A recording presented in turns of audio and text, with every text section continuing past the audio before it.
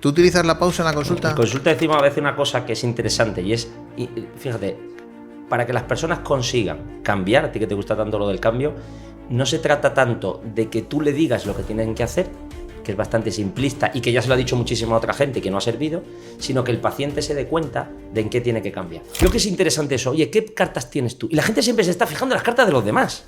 Es que este ha tenido más cultura, más inteligencia, más guapo, más listo. Sí, eso es evidente. Eso hay que verte. Pero no hablemos tanto de eso. ¿Por qué no hablamos de tu carta? El amor se representa como una rosa que pincha. Y la gente tiene mucho miedo a pincharse. En la vida, la madurez te demuestra que pincharse es bueno.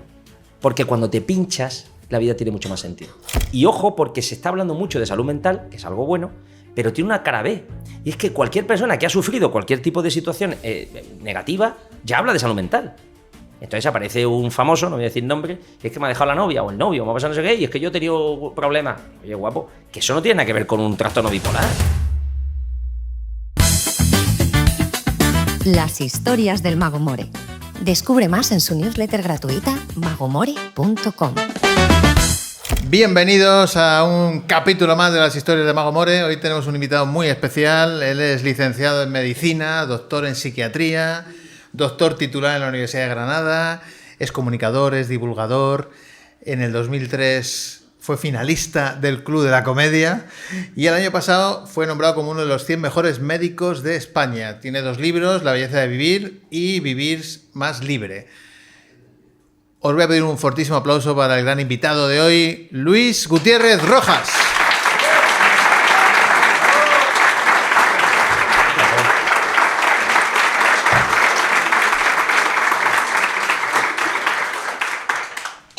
A sus pies, doctor. Encantado de estar aquí. Muchísimas gracias por la oportunidad, por invitarme a este podcast tuyo. Voy a levantar el listón, mucho más de lo que ya tiene.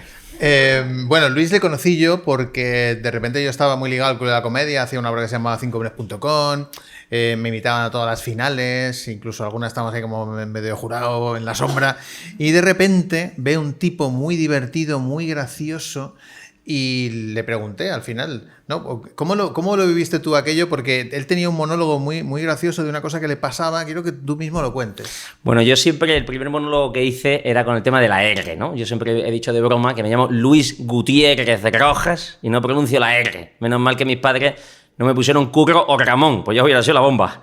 Siempre digo que cuando vas a pillar una pista de pádel te dicen nombre y digo Luis. Por ahora voy bien la cosa. Apellido, Gutiérrez Rojas. Me lo repite, Gutiérrez Rojas. Me lo deletré, digo, no, pero me puedo acordar de tu familia. No te acordarás que cuando empecé con todo el tema de la R, estuvimos una tarde, cuando vinimos aquí a Madrid, y me estuviste dando todo tipo de ideas con la R. Me dijiste, Luis, esto se puede explotar muchísimo más. Te hablaba los villancicos, ahí del chiquiriquitín, arre, borriquito, arre, burro, arre. Hacía Belén va una burra, grin, grin, yo me remendé. Y entonces, esto de la R me parece que tiene una idea también de fondo, puesto que soy, como me has presentado, psiquiatra, y es que todas las personas tenemos defectos, todo el mundo está lleno de defectos, aunque uno no se dé cuenta, y que es bueno reírte de tus propios defectos. Quizá todos queremos tapar esa parte de nosotros que no nos gusta, esa cara B, y de alguna manera el empezar una conferencia, una charla, un monólogo, lo que quieras, riéndote de ti mismo, te da también a veces un poco de posibilidad de meterte un poco con la gente. Fíjate que él dice riéndote de ti mismo, cuando podría decir descojonándote de ti mismo, que soy no... un tío muy fino, no puedo decir pero palabras. lo va como marcando, ¿sabes? Dígame, doctor, dice, se tiene usted que ir a vivir a Francia. Dice, por favor, otro logopeda, por favor. Recuerdo que me decían lo del tema de los sinónimos. En vez de risa, di carcajada. En vez de rueda, di neumático. Pero en vez de río, digo arroyo, corriente continua de agua. Y me quedo igual. Pero es verdad que me hizo caso. Yo iba con toda la humildad del mundo diciendo, oye, yo creo que te puedo echar una mano. Y ahí surgió un poquito esa conexión, ¿no?, que hemos tenido durante años. Ahora hablaremos de otra cosa que compartimos. Pero lo que dices tú es verdad. Hay que reírse de uno mismo. Aunque tú tengas todos tenemos un talón de Aquiles, ¿no?, en el fondo. Claro, los clásicos hablan de Aquiles, ¿no? Aquiles decimos que es un guerrero depilado, metrosexual, guapísimo, ¿no? Un vigorésico de su época, pero que tenía un talón. Y tú le pegas en el talón y te lo cargas. ¿Qué quiere decir eso? Pues que el hombre clásico ya sabía que todo el mundo tiene un defecto, todo el mundo tiene un punto débil. Y tener puntos débiles es bueno, porque no sé si estás de acuerdo conmigo, More, pero no hay nada más insoportable que alguien que le haya ido todo bien en la vida, ¿no? Alguien que ha triunfado, que ha hecho derecho y ha sacado notarías a la primera, que ha hecho medicina, número 4, dermatología en el Gregorio Marañón. Un ser humano insoportable. Saludamos aquí al presidente de Gregorio Marañón para que no se enfade. Y su madre ni te cuento, porque mi niño, ¿tú cuánto ganas? Pues mi niño gana más. Entonces, esta cosa de estar todo el rato demostrándole a los demás lo bien que te va me parece agotador. Yo, que soy psiquiatra, me dedico a gente que sufre y en el fondo la gente que sufre, que lo pasa mal, te das cuenta de que tiene mucha más tolerancia hacia las dificultades. Y yo creo que eso es clave, ¿no? Entonces, Aquiles nos demuestra eso. Todo el mundo tiene tu talón. Las redes sociales quizás solo quieren demostrar esa... pero si uno lee una revista de altísimo impacto, una revista científica, como la revista Hola, se dará cuenta de que parecen todo tipo de vidas espectaculares, una serie y luego las personas lo pasan muy mal. Y cuando empiezan a contarte, en cuanto rascas un poco, todo el mundo tiene cosas que le hacen sufrir, todo el mundo tiene cosas que no le gustan de su vida y todo el mundo tiene dificultades para enfrentarse al día a día. Uh-huh. Bueno, lo que dices de las redes sociales es verdad. Al final, compararse con los demás y no con uno mismo es un gran pozo de insatisfacción. Y las redes sociales, si algo fomentan, es el compararse con uno mismo, ¿no? Claro, compararse con los demás, quiero decir. Claro, de alguna manera el estar todo el rato como una especie de ideal magnífico y estupendo y maravilloso, de vida, una especie de vida plena, donde todo el mundo es feliz, donde todo el mundo dice, bueno, pero eso, tío, lea alguna novela. O sea, es que el mundo no es así. El otro día, sabes que yo tengo muchos hijos, me he reproducido mucho, tengo una obligación moral porque tengo unos genes espectaculares, entonces así tengo una obligación. Hay una persona del público que se está riendo mucho, entonces esto me molesta, porque no sé si es que piensa que yo no tengo unos genes espectaculares, no lo sé. Además de tu equipo, supongo que le habrás pagado por esta carcajada tan inadecuada. Bien, pues yo me he reproducido mucho y me acuerdo el otro día estaba en el despacho de la facultad y vino un celador, me dio una foto ahí con todos mis hijos y me dice, doctor, por Dios, todos estos niños son suyos. Y le digo, todos son míos. Dice, pero con la misma. Digo, con la misma. Dice, pero ¿está usted contento? Digo, yo estoy contento. Dice, pues si usted está contento, yo estoy contento de que usted esté contento, porque lo más importante en esta vida es estar contento. Entonces, el daño que ha hecho el hormiguero a la sociedad, esto tendría que denunciar. Que eso de estar contento, yo muchas veces no estoy contento. Es decir, que en la vida uno no está contento. Ni está contento todo el rato, ni debe estar contento todo el rato. Entonces, esa es la comparación, ¿no? Yo a veces veo blogs de familias, que mi mujer es muy aficionada, que está bien, pero o sea, unos tíos allí todos guapísimos, todos los niños son monos, todos los moños bien puestos, y claro, eso genera un estrés y una angustia en las madres que dicen, pero por Dios, si mi hijo no se quiere depilar. Entonces bueno, acepta que es la realidad, ¿no? Y la realidad es que uno se va a quedar calvo, la vida es decrépita, vamos a morir todos y tampoco es para tanto. Que no. Gracias.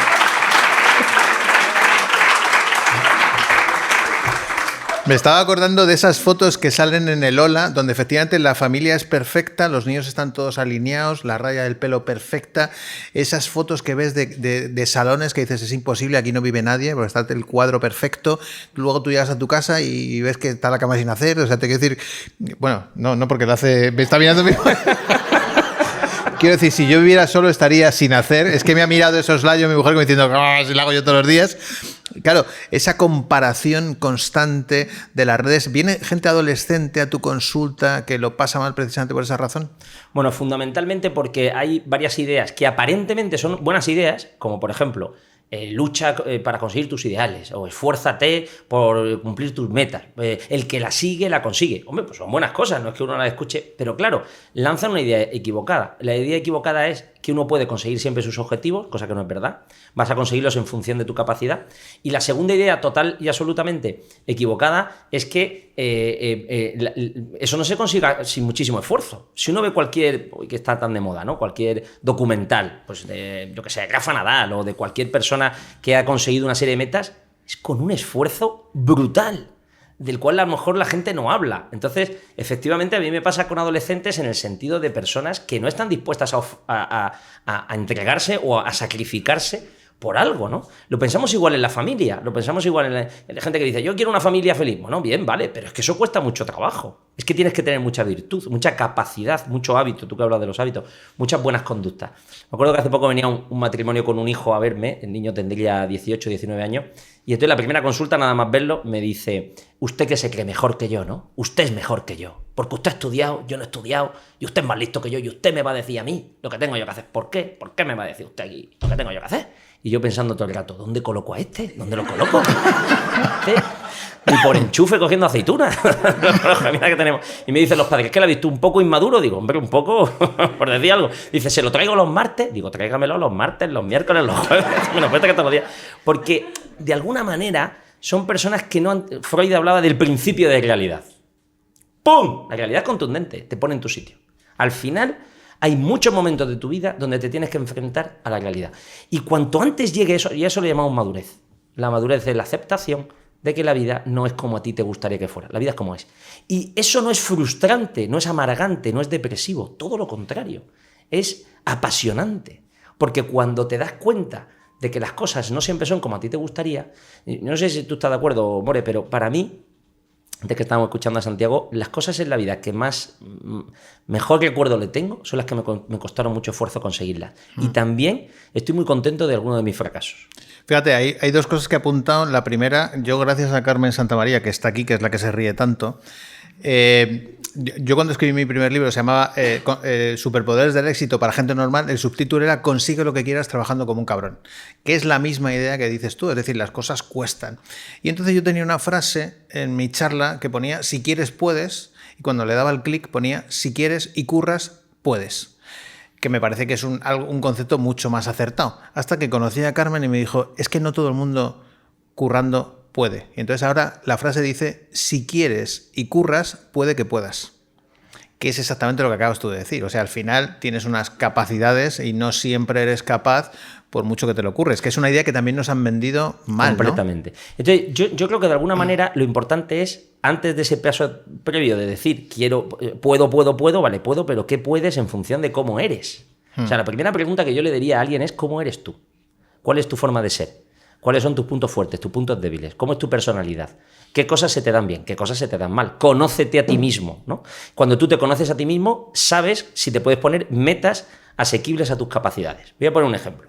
Cuando yo estaba en mi colegio, de los 5 años a los 15 años, durante 10 años consecutivos, siempre que se elegía un equipo de fútbol, yo era el último en ser elegido. Hipótesis A. Te tienen envidia. Van a por ti.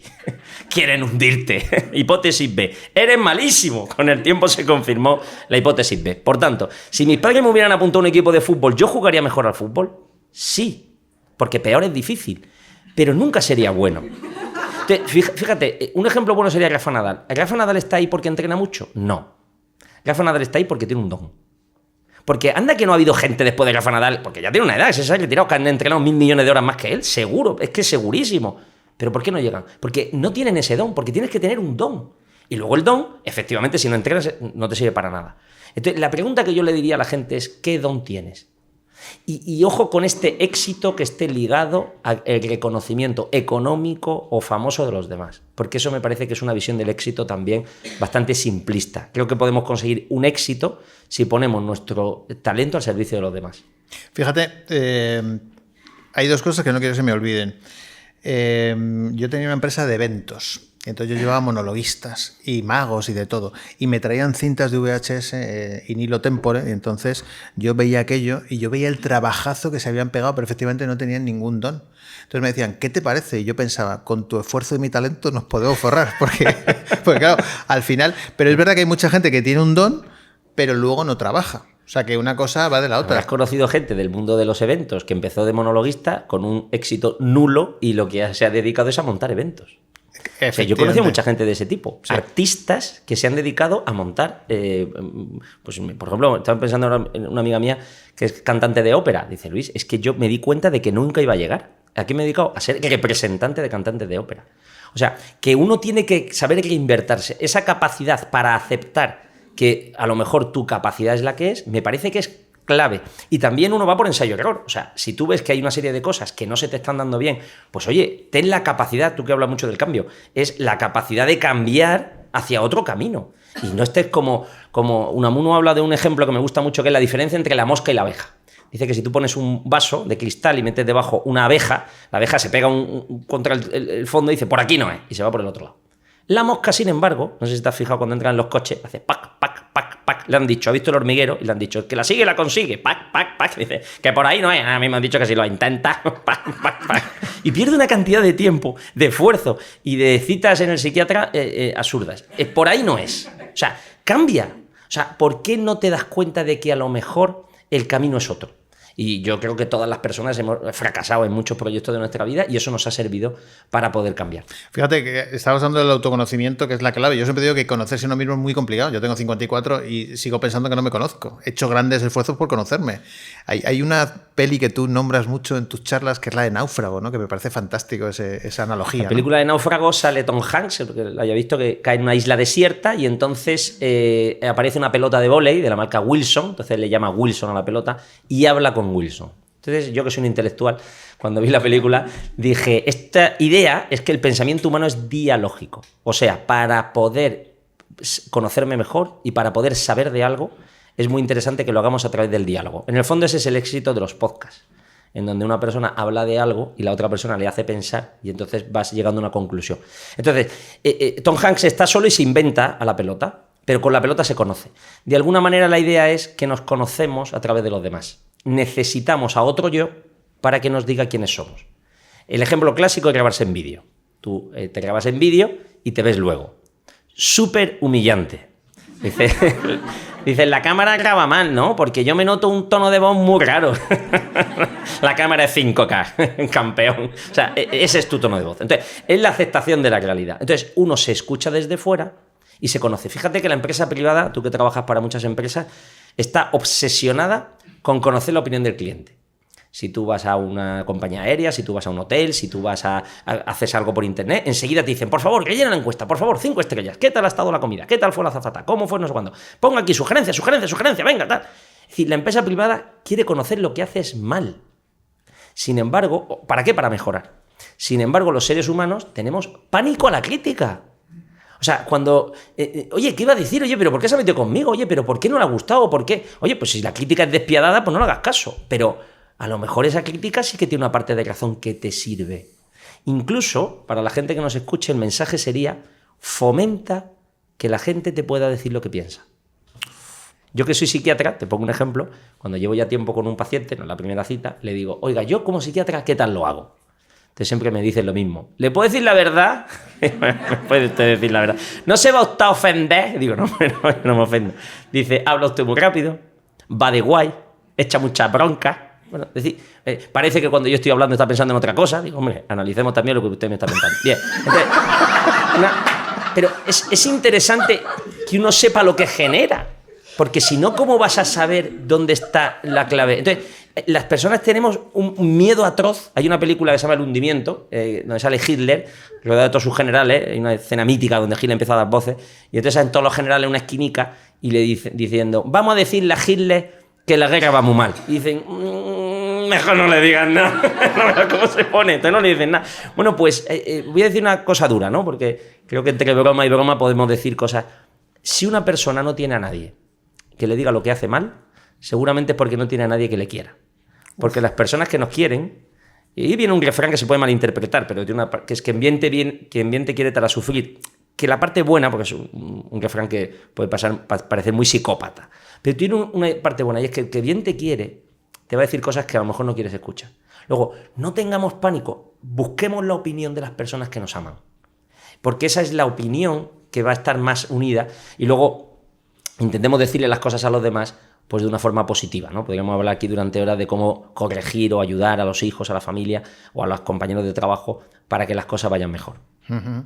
Fíjate, estaba apuntando, una queja es un regalo, porque efectivamente cuando alguien se queja, en el fondo lo que te está dando es la capacidad de mejora. Eso lo saben muy bien las empresas buenas. Tengo un amigo que se llama Cipri Quintas, y Cipri siempre me dice, tú dime la verdad, está obsesionado, tú dime la verdad. O sea, si ves algún fallo, dime la verdad. Y está obsesionado precisamente porque dice, si me quieres, dime la verdad, porque es la única manera que tengo de esa capacidad de mejora, ¿no? Y claro, igual que hacen las encuestas las empresas, deberíamos hacer las encuestas también en pareja, ¿no? O sea, tú terminas de hacer el amor con tu pareja y le dices, relléname, por favor, ¿Qué tal estado? ¿Qué tal Puntúame está? de 0 a 5. Del 1 al 10, cuéntame un poquito cómo ha sido la cosa. Y luego lo de grabarte en vídeo, hay un juego que yo proponía en el libro de Superpoderes del Éxito, que es muy gracioso, y es que tú estás en un círculo con amigos, esto sí que lo probáis un día y os va a sorprender, porque tú le dices a la gente, quiero que me digáis fulanito, entonces tú sacas un papel de alguien de los que están allí, ¿vale? Y entonces todo el mundo tiene que poner sinceramente, de una manera anónima, no vas a poner tú este tío es un capullo, sino que directamente tú piensas cómo es, ¿no? Entonces tú apuntas, pues es introvertido, es desafiante, es osado, es lo que sea, ¿vale? Es muy gracioso porque luego esa persona tiene que poner cómo se ve él mismo. En ningún caso coincide, pero lo gracioso es que la opinión que tienen los demás de ti sí suele coincidir. Entonces es una manera de autoconocerte increíble y funciona muy Luego, bien. si los demás tienen una opinión de ti que no coincide con la tuya, pues une la línea de puntos y ves lo que sale. Hemos hablado, estábamos hablando con el doctor Enrique Benito y hablábamos de la aceptación. Es verdad que hablábamos a nivel de lo que hace el de cuidados paliativos, pero la aceptación es un gran temazo, ¿no? Quiero decir, que una vez que nos conocemos, nos tenemos que aceptar y eso no es fácil, ¿no? De alguna manera, lo importante es diferenciar entre la forma de ser y los hábitos.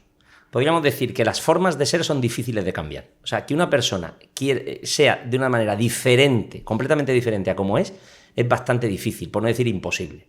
Yo me pongo el ejemplo de pasar un cholo matrimonio, ¿no? De que quieres que el otro cambie. Recuerdo que el otro día venía una señora y me dice, doctor, mi marido es soso. Usted habrá visto soso, pero soso mi marido. ¿Esto se cambia? Digo, hombre, esto se sobrelleva con el tiempo. Pero el soso está ahí, ¿eh? El soso baja la basura, el soso va al Mercadona, el soso es fiel, el soso paga la factura. ¡Ay, doctor, yo quiero uno con mucha iniciativa! Digo, es un coñazo. Todo el día cambiando muebles. Deja un soso. Dice, ¡ay, doctor! Es que le voy a decir una cosa. Yo me hubiera podido casar con quien hubiera querido. Tampoco te flipes. ¿Por qué te casaste con el soso? Uno se casa con quien puede, no con quien quiere. Esto sería para otro podcast que no. Quizás es un mensaje demasiado duro. Bien, entonces o sea, la personalidad no cambia. Ser soso es bueno. Igual de bueno que ser extrovertido. Porque, fíjate, esto es muy interesante, More. Nos han dicho que hay una forma buena de ser y una forma mala de ser. Por ejemplo, si preguntáramos, ¿qué es mejor? ¿Ser extrovertido o introvertido? Todo el mundo te diría, hombre, pues extrovertido. ¿Ah, sí? Vete a un viaje con 5 extrovertidos. A ver si no te cortan las venas. Importante que haya un graciosillo y que el resto aplaudan y se guíen o piensen en sus cosas, pero todo el mundo contando chistes para cortarse las venas. O te dicen, ¿qué es mejor? Alguien cuadriculado, obsesivo, alguien que planifica, alguien que tiene la idea clara, ordenado, o alguien alocado, creativo, imaginativo. Dirá, no, mejor un cuadriculado porque así, vete a Londres con un cuadriculado. Tenemos que levantar a las 7 de la mañana, luego tenemos que ir a las 8 de la mañana al cambio de la guardia, y luego tenemos que ir al Tames y luego tenemos que ir al British Museum porque los martes cierra. Porque dice, joder, lo hemos visto todo. Pero qué coñazo, tío. Vamos al viaje. Ahora te vas con otro, ¿qué vamos a ver? ¡Londres! Dice, nos hemos metido en una taberna, no hemos tomado 10 cervezas, no hemos visto nada. No lo hemos pasado. ¿Qué más da? Hay seres humanos y y si todos fuéramos iguales. O sea, yo creo que el infierno, si existe el infierno, y espero no ir, el infierno sería ir a un sitio rodeado de gente que fuera como yo. Porque es un coñazo escucharme. Yo porque los demás me escuchan, pero yo escucharme a mí mismo. Otro día di una conferencia y al salir vi un matrimonio que le decían, estaban hablando de mí, dice, la primera vez que lo oyes tiene gracia, la segunda cansa. Me quedé pensando, cansa. Bueno, pues uno, por eso se dice que los polos opuestos se atraen. Porque a uno le gusta estar con gente diferente. Ahora, esa es la personalidad, pero luego tenemos los hábitos. Por supuesto que podemos ser más sinceros, más ordenados, más bondadosos, más caritativos. Podemos mejorar, pero nuestros hábitos van mejorando con nuestra voluntad. Lo que no cambia es el carácter. Luego, no luchemos por ser diferentes a lo que somos. No hay nada más triste que ver a un soso contando un chiste, te habrá pasado. O ver a alguien que no es imaginativo y tal, intentando ser creativo. No. Tú a lo tuyo. ¿Quién hizo la vacuna al COVID? Un chino soso. Oye, la vacuna al COVID. Se está muriendo la gente ya, pero yo es que tengo que meter datos en el ordenador. Ahí metiendo datos. O sea, hace falta alguien para meter los datos. Hace falta alguien que haga un trabajo más escondido. Y eso es fundamental. Luego, creo que esa es la gran diferencia. Y cuando uno se entiende y sabe que su forma de ser también tiene cosas buenas. Porque es importante que haya gente así. Entonces se acepta. Fíjate, lo que acabas de contar de un soso intentando ser gracioso, eso lo he vivido miles de veces. Yo cuando empecé a hacer magia, pues de repente dije, yo ya sabía que la gente se reía conmigo, ¿no? Porque, bueno, de pequeño había sido gracioso yo al colegio, y empecé a hacer mentalismo, porque estaba de moda Anthony Blake, era la superestrella, ¿no? Entonces yo salía como Anthony Blake. Y yo me ponía serio como Anthony sin ser Blake. Gracioso. No, sin ser serio. Entonces yo decía, usted, no sé qué, tal. Y la gente se tiraba por el suelo y yo me cabreaba. Yo decía, joder, si estoy haciendo de Anthony Blake, no me jodas, si estoy haciendo mentalismo. Esto es una cosa muy seria, por favor, no se rían ustedes. Hasta que me di cuenta que yo no podía luchar contra la imagen que la gente tenía de mí. Es decir, en esa parte de aceptación es, ojo, cómo te ven los demás. Y yo eso lo he vivido muchas veces, ¿no? Gente que copiaba directamente a Tamariz o a Pepe Carroll, intentaba ser graciosa y tú veías que la gente se miraba como diciendo, ¿qué hace este tío? Hay una disonancia cognitiva entre lo que tú quieres proyectar y lo que los demás ven de ti. Por eso cuando la gente me pregunta, ¿quién te gusta de conferenciante? Yo siempre digo lo mismo, a los que me creo. Y la gente me dice, ¿cómo a los que te crees? Pues muy sencillo. Si yo veo a un señor que está diciendo hay que ir tranquilo por la vida y no hay que tener estrés, y te dice, ¡ay, hay que ir tranquilo por la vida porque no hay que tener estrés, porque no sé qué, no canto. Está generando ansiedad. Claro, hay algo que te está diciendo, no se cree lo que está diciendo. Entonces, en el fondo es una falta de no aceptación, de no autoconocimiento, ¿no? No, y gente que te está diciendo que la vida claves para la felicidad y tal, y luego hablas con él 2 minutos y luego haces quejarse, todo un infierno, una visión catastrofista del mundo, y digo, pues hombre, no sé, aplícatelo a ti mismo. O sea, estoy muy de acuerdo contigo, y pasa igual en todas las profesiones, en la mía, por supuesto, ¿no? Es muy difícil que yo pueda intentar que la gente tenga salud mental, entendiendo salud mental, pues estabilidad de las emociones, aceptación de uno mismo, si tú no la tienes, ¿no? Yo creo que hay me acuerdo una vez en urgencia que estaba con un residente. Ahora los residentes están todos cuadrados, porque hacen todos crossfit, como tú, que me han dicho que a ti te ha dado también por el deporte, que tienes que aceptar tu decrepitud. Y entonces, no luchar contra ella, porque es muy duro. Y entonces estaba con un residente y vino un paciente muy agresivo, o sea, había tomado algo, estaba bajo los efectos de alguna sustancia, y entonces empezó a insultarnos. Y entonces, nada más insultarnos, el residente se tiró para él y dice, eso sí tienes cojones, me lo dices fuera y tal. Y digo, pero vamos a ver, que tú representas la institución, que tú aquí con una bata del hospital, que este hombre es cocainómano y tú... Espero que no. Bueno, pues tú tienes que transmitir paz. Si una persona te está transmitiendo agresividad, tú tienes que ser capaz de bajar la espuma de esa agresividad. Entonces, de alguna manera, estoy de acuerdo en que la mejor manera que tiene de transmitir determinados valores es intentar vivirlos él. Uh-huh. Si no, uno se queda, creo, ¿no?, en ser un poco un cantamañana o en una repetición de consignas en las que uno realmente ni las vive ni las ha hecho suyas. Fíjate, yo creo que eso al final es intuición. Tú cuando ves a alguien te lo crees o no te lo crees. Las tripas te están diciendo, esta persona es verdad. Yo cuando te vi a ti en el Club de la Comedia, yo dije, este tío es muy gracioso. Pero porque lejos del discurso que tú tenías, que el monólogo fuera más o menos gracioso, tú eras gracioso. Y tú te llevas el humor a la consulta, al día a día, a las charlas, porque en el fondo tú no te cuesta, o sea, te sale natural, absolutamente natural.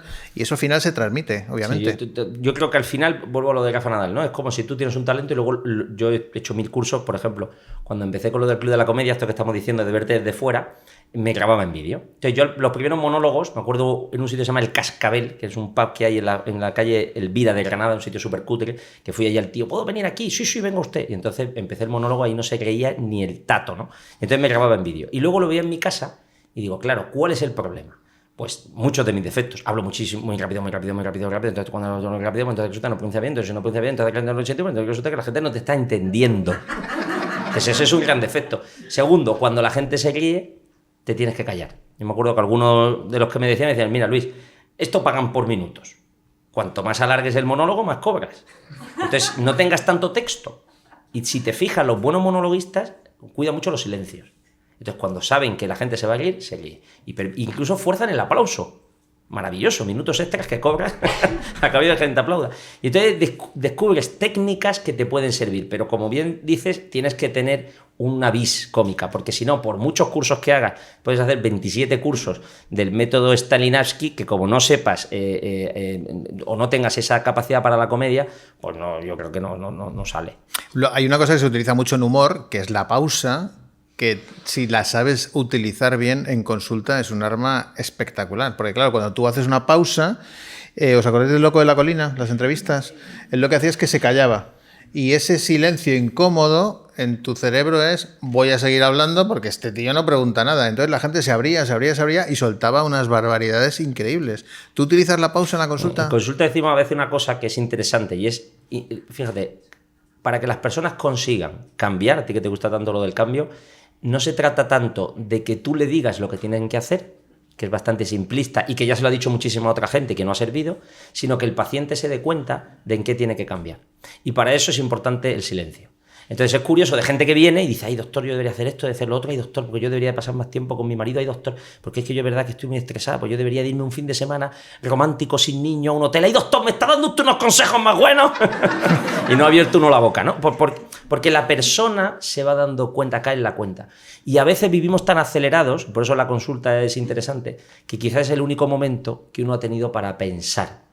Y muchos de los fallos que cometemos en el día a día es por no pararnos a pensar, por no planificar. Nos vivimos esta vida tan acelerada con el móvil en 100.000, 40.000 cosas, multitarea, tal, que así dice, oye, pero planifica. O sea, dedica unos minutos para planifica tu día. Y creo que es un buen consejo también para no caer en la procrastinación, ¿no? En poner siempre lo urgente por delante de lo importante. Fíjate que estaba pensando que en los pueblos antes la gente no iba al psiquiatra básicamente porque salían al pollete de las casas, se sentaban y se contaban las cosas. O sea, toda esa parte de contarlo en voz alta, que no deja de ser un ejercicio de reflexión, lo estamos perdiendo con la sociedad en la que estamos. O sea, ya ni siquiera se lo contamos a nuestra pareja, vamos súper acelerados y por eso necesitamos ir al psiquiatra a contárselo a alguien. Es increíble. Me llamó muchísimo la atención, me impactó emocionalmente el día del apagón, que bajé al patio de la casa y está todo el mundo, todos los niños jugando, todos los padres con el balón, las madres están, no sé qué, un correo de mujeres, y digo, ojo, es que esto debería ser lo normal. La gente se había bajado porque no había tele, no había electricidad, no había tal, pues todo el mundo allá baja al patio. Y entonces, efectivamente, creo que y esto que nos pasa con las redes, que lo estamos haciendo aquí, pero al final también esta necesidad de interconexión con gente tan distante es porque no tenemos conexión con la gente cercana. Uh-huh. En este podcast se aprende mucho, sobre todo porque no solamente traemos gente interesante, sino que damos términos y expresiones, porque si un día vais a un concurso de televisión y os lo preguntan, pues oye, lo aprendí en el podcast de las historias del Mago More. Vamos a hablar del locus de control interno o externo. Explícanos qué es esto. Bueno, es un concepto muy de psicología clásica donde básicamente lo que te dice es si el locus de control es si las cosas dependen de ti o dependen de fuera, ¿no? Que es lo que dice un niño normalmente. He aprobado, me han suspendido. Pero también los médicos decimos lo mismo, ¿no? Cuando el paciente va bien, dicen, ve, que yo soy la bomba, yo soy un cirujano tal. Se muere, que es un caso complicado. Entonces, se resume en el chiste de la operación ha sido un éxito, el ojo lo pierde, ¿no? Es decir, que, entonces esto pasa mucho en la vida. Entonces, es importante para saber si alguien tiene un locus de control externo. Repite lo de la operación, que yo creo que está la gente pensando.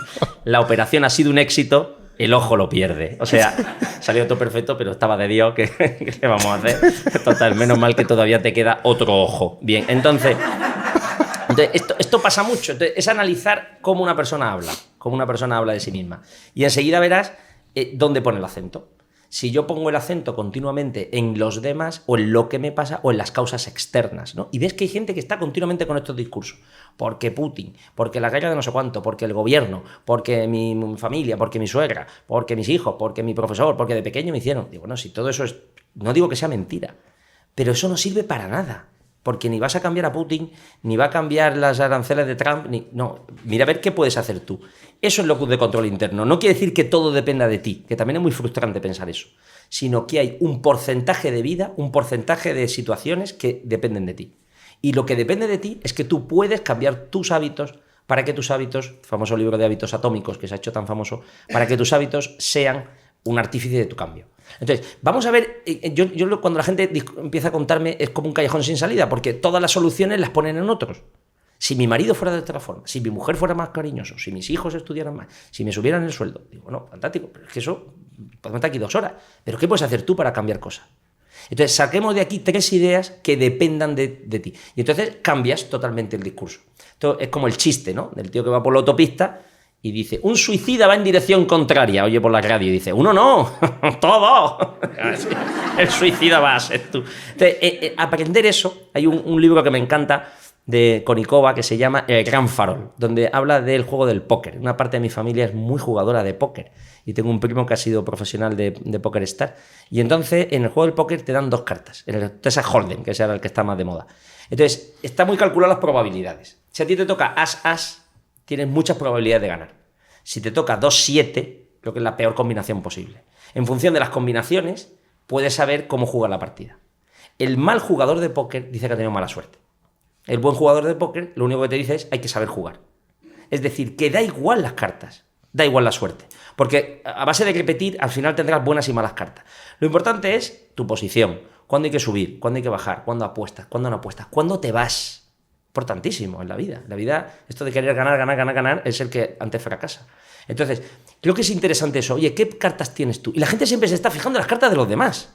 Es que este ha tenido más cultura, más inteligencia, más guapo, más listo. Sí, eso es evidente. Eso hay que verte. Pero no hablemos tanto de eso.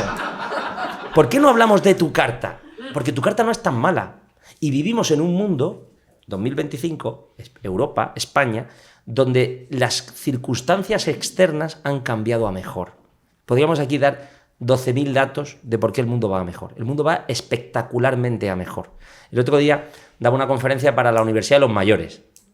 Son personas mayores de 75 años en la Universidad de Granada. Y entonces la primera diapositiva que les puse ponía el mundo que va a mejor o a peor. Y gritaban todos a voz en grito, ¡a peor! O sea, son personas de 75 años. Hace 50 años todos estarían muertos. Nunca jamás la gente ha llegado a 75 años. Nunca jamás de la historia de la humanidad. En 1850, el 50% de la población no cumplía los 5 años de edad. Hoy es el 4% de las personas que mueren antes de los 5 años de edad. Y la gente es inmortal, no sé si te has fijado. Ahora ya, como no te lleve bien con tu suegro, te quedan 50 navidades con ese tío. Explícame cómo lo vas a hacer, porque es que la gente no se muere ni para atrás. Bueno, pues pongo ese ejemplo, podría poner otros muchos. Es decir, tenemos muchas buenas cosas. Y en España ni te cuento yo por qué la gente mata por venir aquí. ¿Por qué se deja morir en el estrecho de Gibraltar? Porque este mundo es mejor. Y sin embargo estamos súper picados por una última noticia que ha salido en las redes de no sé qué cosa. Bueno, muy bien, pero no permitas que esas pequeñas cosas te amarguen tu vida. Juega tus cartas, conócete a ti mismo y aprende cuáles son las mejores situaciones de la partida. Fíjate, estabas hablando de... Hay un libro de Hans Rowling que se llama Factfulness, que básicamente lo que te dice en las primeras páginas es, oiga, ¿usted va en coche o en bicicleta a trabajar? Y tú dices, pues sí. ¿Usted tiene 3 comidas al día? Y dices, sí. ¿Usted da un botón y se enciende la luz? Sí. ¿Tienes agua corriente? Sí. Enhorabuena, está usted entre el 10% rico de la población mundial. Y dices tú, ostras, es verdad. Entonces él te demuestra con estadísticas que efectivamente vivimos una época espectacular. Sin embargo, la gente tiene esa percepción de que estamos en una crisis profunda, la guerra de Ucrania, situación catastrófica, no ha funcionado algún fichaje, o sea, es que es tremendo. La cantidad de angustia que todo eso genera. O sea, claro que hay motivos para estar preocupado, o siempre hay cosas que van mal. Por supuesto, la humanidad siempre va a tener cosas que van mal.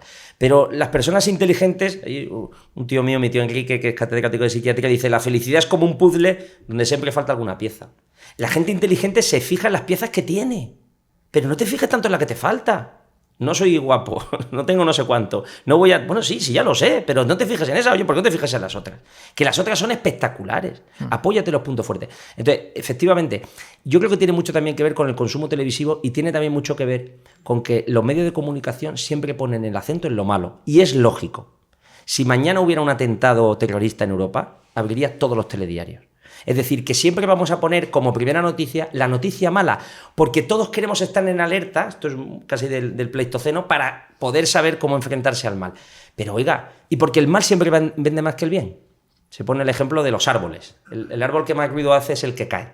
Pero los millones y millones y millones de árboles que crecen, pasa con la política, nos pasa que todo el mundo es corrupto. No, esa persona. O todo el mundo es malo, o todo el mundo hace el mal. No. Hay personas que han hecho cosas que están mal.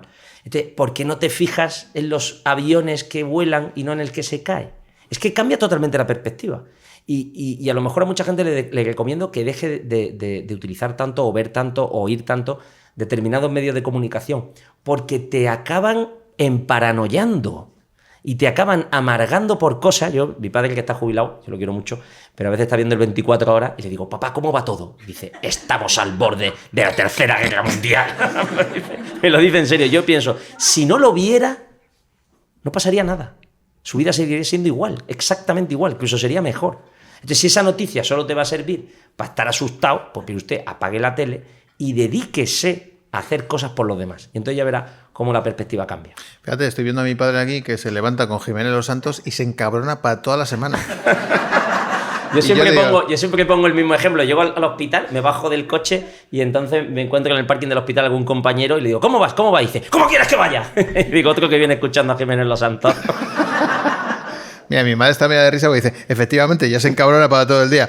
Bueno, al final, hablamos del locus de control interno-externo. Yo he entrevistado muchas veces a Toni Nadal y Toni Nadal contaba una anécdota de su sobrino cuando estaba jugando, la famosa... Bueno, tú has estado con Toni también. Anécdota, estuve con él una vez en Sevilla, es una anécdota muy dura porque cuenta que Rafa Nadal llegó a una final del Open de Australia y perdió, que es la primera vez que llegó, y entonces dice que, claro, le pegó una pájara a 45 grados, unos 80% sensación de humedad, el pobre hombre allí arrastrándose sudando como un pollo, y entonces le dijo a Toni Nadal, es que me ha dado una pájara, es que no lo aguanto, es que hace un calor. Y entonces Toni Nadal, en plan psicópata, le dijo, debe ser que solo hace calor a un lado de la pista. O sea, diciendo, bueno, el otro estará en las mismas circunstancias que tú y le está dando bien. Es verdad eso, ¿eh? Es verdad que eso nos lleva a dar lo mejor de nosotros, pero ojo, porque el otro peligro es caer, y de hecho, Rafa Nadal es un buen ejemplo, no sé si lo has visto como saca. Tiene todo tipo de rituales, o sea, tiene mucha tendencia a la obsesividad. Me acuerdo una vez que vi un reportaje que me gustó mucho de Paco de Lucía, que es un guitarrista impresionante, y dice que una vez iba por Jerez y estaba escuchando un disco de un guitarrista, y él decía, pero qué virtuoso, pero qué pasada, pero ¿quién toca así? Pero es que no falla ni una. Entonces paró un tío y dice, oye, ¿ese disco de quién es? ¿Quién está tocando? Y dice, pues el disco es tuyo. Y acto seguido empezó a ver fallos, defectos, no entra bien, este está no sé cuánto. Es decir, esta búsqueda absoluta por el perfeccionismo también te puede llevar claramente, o sea, ese locus de control interno absoluto, pensar que solo el resultado depende de ti, te puede llevar también al desfiladero de la depresión y sobre todo de la obsesividad. Luego, como siempre decía los clásicos, in medio virtus. Ni todo depende de mí, ni nada depende de mí. Pero hay cosas que sí que puedo cambiar. Hay una canción muy famosa de Alaska que dice, yo soy así, así seguiré, nunca cambiaré. Así ha acabado, con Mario Vaquerizo. Esto, me acuerdo una vez que lo dije, muchas gracias. Me acuerdo una vez que me invitaron a dar una conferencia aquí al Madrid, a Alcobendas, a un colegio, y al terminar una señora enfadadísima me dijo, me ha gustado su conferencia, pero se ha pasado con Alaska. O sea, me lo dijo como, digo, joder, los fans de Alaska, eso es peor, vamos, que me gustaría tener fans así. Vamos a hablar del pensamiento. Yo creo que, claro, todo esto viene derivado de cómo te hablas a ti mismo, de cómo piensas. O sea, ya sabes que hay un refrán que dice piensa mal y acertarás. Una vez hablando con Pedro Ruiz me dijo una frase que me encantó, que dijo, acierta mal y pensarás. Y dije yo, oh, qué bueno. O sea, comete errores y... Bueno, es una manera de darle la vuelta positiva. Pero está muy bien, ¿eh? Sí, sí. O sea, acierta mal y pensarás... Yo que soy granadino, hay un refrán todavía más perverso que dice, piensa mal y te quedarás corto. Entonces o sea, que el granadino es un poco malafollá, ¿no? Cuando tú entras en una frutería, le dice al frutero, ¿tiene usted peras? Y dice el tío, ¿no las ves? Bueno, pues hablamos hoy mucho de purificación del pensamiento, en el fondo es el mindfulness, que es, oye, ¿en qué piensas? Porque las personas no pueden no pensar en nada. Hay gente que me dice, doctor, yo quiero tener la mente en blanco. Digo, eso es estar en coma, no compensa. O sea, todo el mundo piensa, continuamente pensamos. Lo que nos distingue de los animales es que pensamos. Hay gente que dice, me encanta mi gato, pero tu gato no piensa. No, mi gato piensa. Ya te digo yo que no. Bueno, entonces, los seres humanos tenemos pensamiento abstracto. Entonces, cuando encendemos el cerebro por la mañana, empezamos a pensar. Y empieza ahí. Mi mujer está gorda, mi marido está quedando calvo, mi hijo es un psicópata, no tenía que haber estudiado, tenía que haber sacado una plaza por oposición. Uno va pensando, ¿no? Entonces, ¿en qué piensa uno? Porque de lo que uno piensa es de lo que uno habla. Fíjate, una cosa interesante, yo a veces lo pienso, que religiones comparadas. Si tú te coges, por ejemplo, ¿qué te digo yo? Los islámicos, ¿no? Van a la mezquita. Y entonces, ¿qué hace el que está delante? Están recitando versículos del Corán. ¡Allahu Akbar! Si digo Allahu Akbar, tiene esto más gracia, ¿no? Bien. Y entonces se tiran todos al suelo. Muy interesante, mirando a la Meca, muy interesante. Rezan con el cuerpo.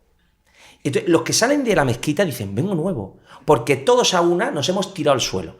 Vamos a coger a los budistas. están a 4.000 metros de altitud y entonces están con una especie de túnica de azafrán, medio en pelota pica, y entonces van leyendo los mantras. Los mantras son una serie de consignas que van repitiendo, entonces y tocan la trompeta. Y están en la gloria, porque también tienen el pensamiento purificado. Los judíos están con la Torá, que es los cristianos. Yo que soy cristiano. Dios te salve María, llena eres de gracia, el Señor es contigo. ¿Qué es lo que hace la oración vocal? La purificación del pensamiento. El Señor es mi pastor, nada me falta, en verdes praderas. Y entonces uno repite los salmos vienen repetidos. Bien, si uno no hace eso, por eso las oraciones vocales son tan purificadoras y la gente te dice, después de haber estado con esto, me he relajado. La gente dice, voy a un retiro y me relajo. Porque si no, ¿en qué piensa uno? Pues tiene unas letanías satánicas. Ojalá que se muera mi suegra, ruega por nosotros. Pedro Sánchez, el anticristo, ruega por nosotros. Uno tiene que pensar en qué piensa, o sea, en qué piensa uno, ¿no? Porque tu pensamiento es el que te va a hacer hablar. Es muy fácil saber cómo piensa uno, solo hay que preguntarle cualquier cosa. ¿Qué te pasa? ¿Qué te pasa? Cuéntame cómo te encuentras. Y enseguida empieza. ¡Estos son los cojones! Ya me lo has dicho tú. Yo lo sabéis, no tengo hijos. O sea, sí, ya directamente un martes. O sea, ¿de dónde viene esto? Entonces, oye, cuida. Hay gente que dice, doctor, yo no puedo pensar bien. No puedo pensar bien. Mi pensamiento me domina. Y es verdad. Y hay circuitos cerebrales muy obsesivos que a veces hay que controlar con medicación. Pero para no llegar a eso, lo ideal es mejorar tu lenguaje. Si tú hablas bien, empezarás a pensar bien. Esto que hacemos, la Biblia dice, se os juzgará de toda palabra vana. Yo me acojono porque estoy todo el día diciendo tonterías. Entonces,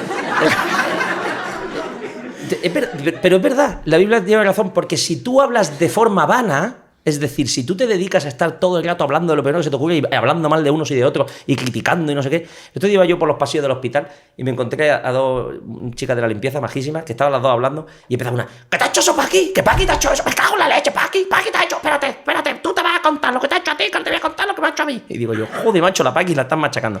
Entonces, eso te lleva a volver a pensar solo en Paqui. En que si pudieras estar delante de Paqui, podrías estrangularla. Entonces, si te fijas el fanatismo, en la paranoia, en la intolerancia, el delirio, o sea, llegar a enloquecer, empieza ahí. Muchas veces la gente empieza ahí, empieza a volverse loca, porque empieza a hacer un mal uso de la palabra. Una frase de Juan Luis Galiardo, este actor, que me gustaba mucho, dice, el mal uso de la palabra es el inicio de la locura. Entonces, uno tendría que analizar, ¿qué dices? ¿De qué hablas? ¿Cómo hablas de la gente? ¿Cómo criticas a la gente o cómo juzgas a la gente? Porque ese es el inicio de tu visión del mundo. Y es fácil darle la vuelta. Tiende a hablar bien de la gente. Entonces, si tiendes a hablar bien de la gente y a poner tu acento en lo que te gusta de los demás, podríamos, esto tiene unas repercusiones espectaculares en el día a día. Por ejemplo, en el amor. Yo doy muchas charlas sobre estos temas y les digo, ¿de qué hablas tú con tu mujer o qué mensaje le mandas a tu mujer por el WhatsApp? Analízalo. Y de ahí vas a ver si tú... es que es muy interesante. O sea, analiza cuáles son los últimos... Cógete el móvil y mira a ver qué le mandas. ¿Qué le mandamos a nuestras mujeres y a nuestros maridos? Tienes que acordarte de que tienes que ir a pasar la ITV del coche y tienes que... y además tienes que ir a comprar papel higiénico y además el niño que sepa que ha suspendido 4 y tal. Entonces, si tú le dices a tu mujer, te quiero mucho, dirás, este me está engañando con otra. O sea... Entonces, hemos de alguna manera machacado el lenguaje de esa forma que nos hace daño. Estaba mirando aquí a mi amigo Sosa, que es mi representante, que tiene un libro que se llama El pequeño libro de las 500 palabras para parecer más culto, y él habla también de la importancia del lenguaje. Será otro invitado aquí del podcast, y siempre hemos hablado mucho de qué es primero, el pensamiento o el lenguaje, o primero el lenguaje o el pensamiento, que este también es un tema súper interesante, claro. Y fíjate, he tomado aquí varias cosas. La primera, yo estuve en un monasterio meditando. Al final yo creo que todas las religiones convergen y hay una parte que es muy interesante. Cuando hablaba, por ejemplo, con el doctor Enrique Benito anoche de las malas. Cuando tú coges una mala, que es como un llavero con cuentas, y tú vas repitiendo todos esos mantras, ¿no? En el fondo es el rosario que rezaban nuestras abuelas. ¿Por qué es tan importante esto? Yo en el monasterio teníamos una cosa que yo al principio digo, no me lo creo.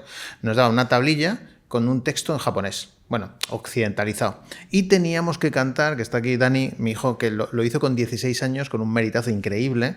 Entonces, al principio nos reíamos, pues yo decía, pero ¿cómo voy a cantar esto en japonés? Y tenías que estar tan atento, porque en el momento, como era un idioma que tú no te sabías, en el momento que tú te saltabas una sílaba, era imposible ya ver dónde estabas. Y llegó un momento de trance tan increíble que lo que más me gustaba eran los cánticos japoneses. Porque empezabas a recitarlo, pum, pum, pum, pum, pum, y como tenías que seguir tan bien las sílabas en japonés, nos sabíamos ya el soniquete, tú salías de allí nuevo porque no habías pensado. Era increíble, o sea, salías absolutamente purificado diciendo, ostras, esto ha durado 15, 20 minutos, yo estoy aquí repitiendo todo esto que no entiendo nada de lo que estoy diciendo y de repente es que salgo sano. Precisamente por ese... De alguna manera es introducir un circuito, porque todos los seres humanos tendemos al automatismo. Los automatismos son buenos. Si tú te vas a duchar, te duchas perfectamente sin pensar en ningún momento lo que estás haciendo.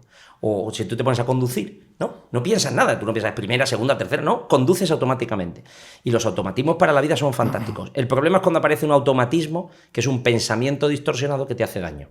Y entonces ahí empiezan las obsesividades del odio, del rencor, del enfado, del pasado, del trauma, que lo único que hacen es rememorar una y mil veces todo eso tan malo que te pasó. Hay gente que solo recuerda el mal. Yo le digo, tío, recuerda el bien. O sea, cuando te haces fotos, un sitio bueno. Cuando has estado en Euro Disney, cuando has estado en no sé dónde, y entonces te miran las fotos, pero tú vas a un funeral, dices, vamos a hacer una foto. No, aquí no nos hacemos fotos. Con los muertos no te haces fotos. O sea, no te haces fotos en los sitios.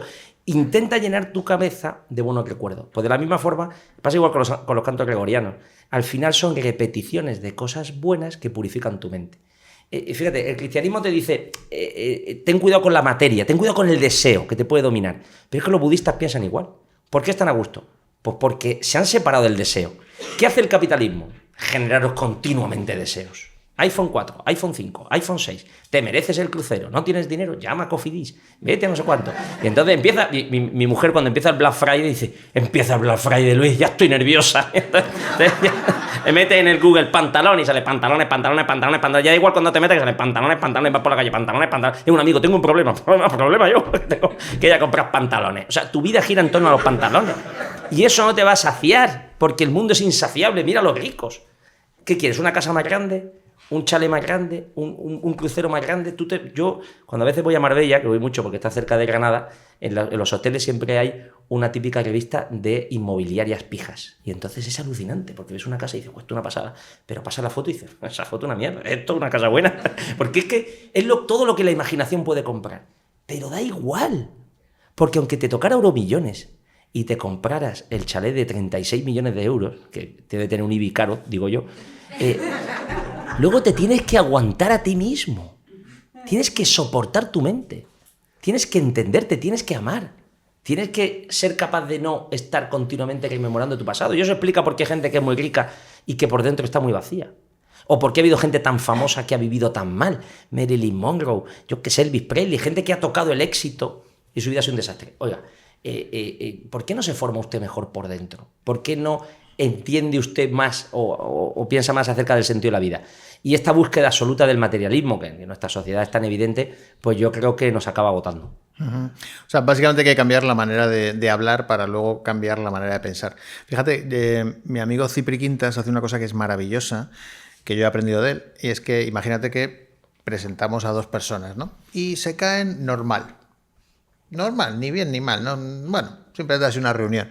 Entonces, él lo que hace es que habla bien de ellos a sus espaldas. Es decir, llama a uno de ellos y dice, oye, me ha llamado fulanito, me ha dicho que le has caído genial. Y luego llama a Menganito y dice, oye, me ha llamado Menganito, me ha dicho que eres un tío espectacular.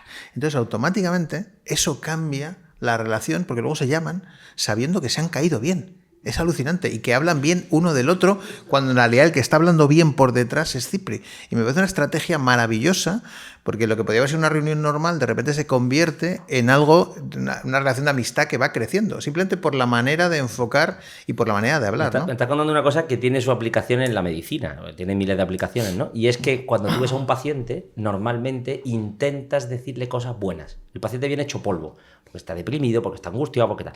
Sin embargo, tú puedes darle la vuelta. Oiga, pues he visto casos iguales y se han puesto mejor. Oiga, pues usted tiene muchos puntos fuertes. Oiga, pues usted no lleva tanto tiempo malo. Oiga, pues usted, fíjese, cuando tomó medicación la última vez se recuperó completamente. Y vas generando una expectativa de cambio positiva.